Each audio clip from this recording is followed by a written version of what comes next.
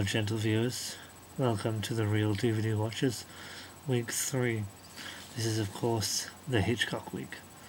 I am with you here today to review the original The Man Who Knew Too Much. This film, plot, sort of hard to explain. At first I wasn't entirely clear what was going on, so I'm not actually going to explain it to you. IMDb, you know the regulars. I'm sure the trailer's on YouTube somewhere. This is one of Hitchcock's earlier films. He did do a remake of it later on in the 50s. An American version, I believe. This is English. I did like this film, but I have to say I don't think it was the best introduction into the Hitchcock world. I would have rather started with one of his, more famous ones like Psycho and All the Birds or something, but this is what I had with me. And so, here we are. I do think the problem with this film was that one of the problems I had was that the plot wasn't made entirely clear what was going on to mine, or at least for me, like all the key factors until about 20 minutes in. And they do rush it a little bit. Not the plot, but just the introduction of the characters. And I didn't feel like I got to know them well enough to care about the kidnapping of the daughter. And when the bad guys were introduced, the woman with the hypnotizing, I felt they were sort of shoved in a little bit, and I wasn't too keen on that, but I did like the bad guy. He was kind of sadistic and I don't know the word, but he was just kind of creepy at times.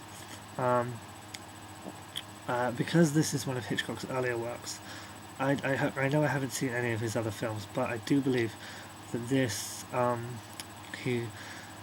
wouldn't think he would be fully hit his mark yet, if you know what I mean. He hasn't reached his full potential, but there were things that seeped in that I assume he'd almost develop a lot more later on. Some great camera work, some just shots, pulling away just some of this guy's back of the head, I remember, and another thing, a building of tension is also done very well, both through editing and through just the way the camera works, which I thought was quite interesting. Like the one scene where the guy at the opera, is it opera? The classical opera, I think, where the guy's going to get shot and you're like, what's going on here?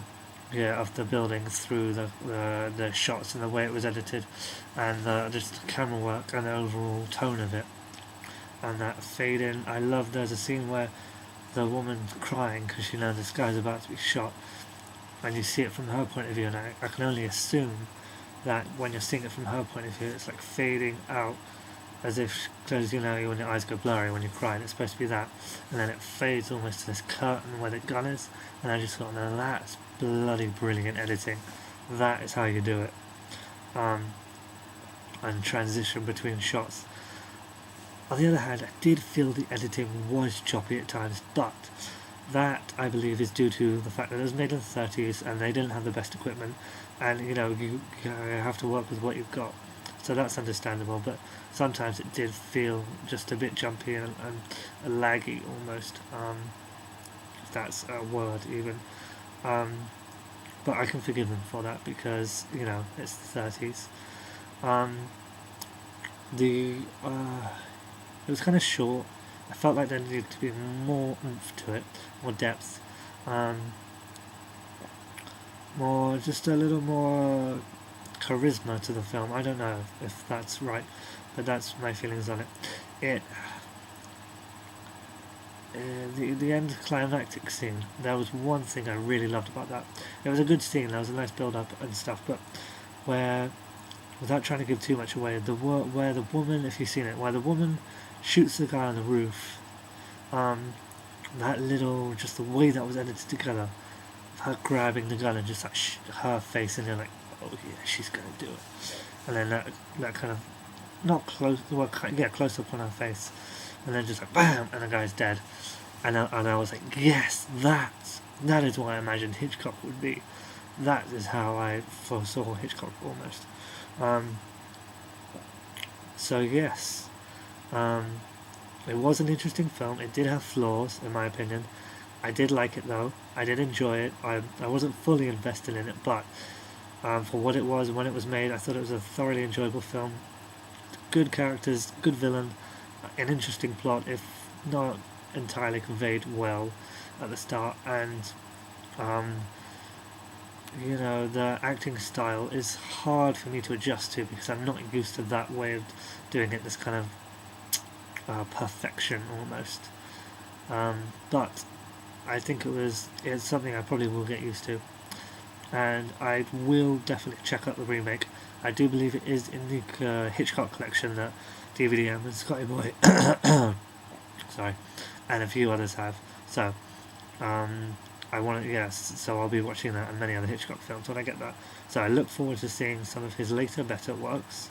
But for now, this was the 1930s original version of The Man Who Knew Too Much. And if you're wondering, no, this isn't a pirate copy. I just got it free with the newspaper a couple of years ago.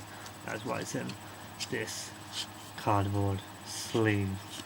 Thanks for watching, hope you enjoyed it, and watch out tomorrow for Cityscape's review of, I'm not actually sure, but check it out. Okay, peace.